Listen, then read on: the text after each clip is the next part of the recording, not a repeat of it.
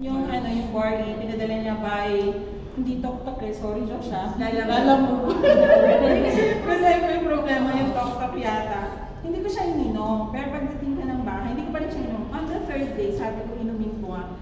Ininom ko.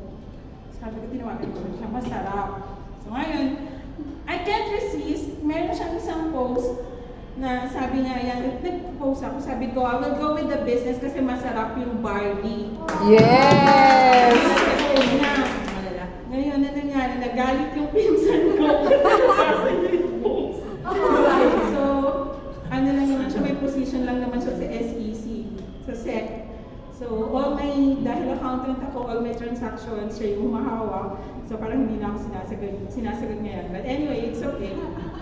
So, wala na akong magawa. So, sabi ko, stop ko muna, hindi muna ako nag-post online, ganun.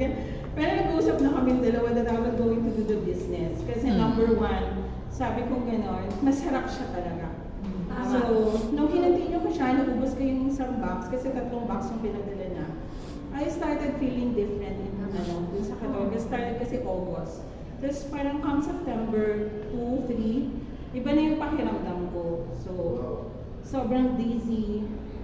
Talagang grabe yung hilo ko, grabe yung chest pain, kabog, yung back pains, yung sakit sa puson.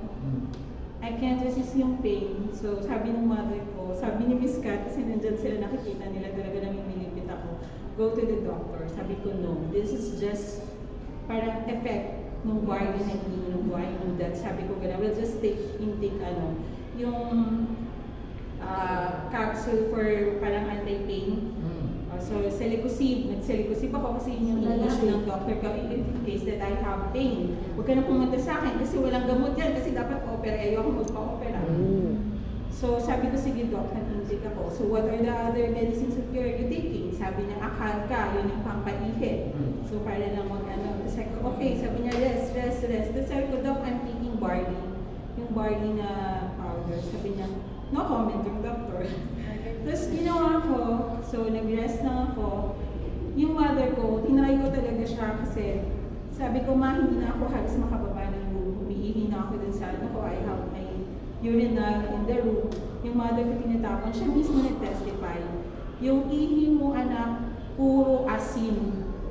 Oh. Tapos nakita niyo talaga, Ang galing ng JC Organic Barley. From dun sa ilalim talaga sabi na napakadami.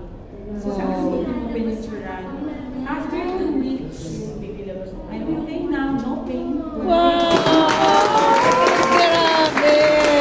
Ang galing ng JC Organic Barley. Taking barley na even my mother is a stroke patient. So everyone of us, even yung 2 kong anak, na sila naingani na silang uminom. Kaya yung isang box, parang 1 linggo lang namin, mga addict na kami sa barley. Wow! Praise God. What God has given me is another life. Actually, yung vision talaga namin mag-asawa, my husband is a soldier from Hulusulo. So, sobra din. Ako, pinapadali. Actually, moving kami ng product by Saturday sa Hulusulo para sa mga kasamahan niyang sandal. Wow!